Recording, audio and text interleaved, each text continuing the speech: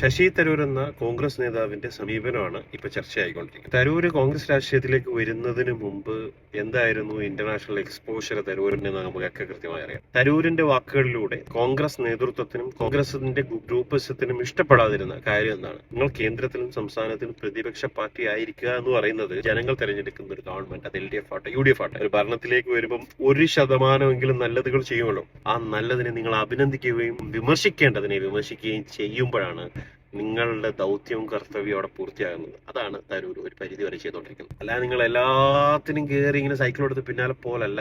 കേരള സർക്കാരിനെ അഭിനന്ദിച്ച് പറഞ്ഞ കാര്യങ്ങളിൽ കോൺഗ്രസിന്റെ അമ്മാവൻ പടയ്ക്ക് ഹാലിളകേണ്ട കാര്യമില്ല. നിങ്ങളത് ആ രൂപത്തിൽ വിടണമായിരുന്നു. കേരളത്തിൽ നിന്നൊരാൾ കോൺഗ്രസ് പാർട്ടിയുടെ ദേശീയ അധ്യക്ഷനായിട്ട് വരുന്നതിന് കേരളത്തിൽ നിന്ന് തന്നെ അദ്ദേഹത്തിന്റെ സഹപ്രവർത്തകരിൽ നിന്ന് പോലും എതിർപ്പോട്ടുകൾ വന്നുവെങ്കിൽ അദ്ദേഹം കോൺഗ്രസ് രാഷ്ട്രീയത്തിൽ എത്രത്തോളം അപമാനിക്കപ്പെട്ടു, അല്ലെങ്കിൽ കോൺഗ്രസ് രാഷ്ട്രീയത്തിൽ പോലും തുടരുന്നതിന് പോലും ഇവർക്ക് താല്പര്യമില്ല എന്നുള്ളതാണ്.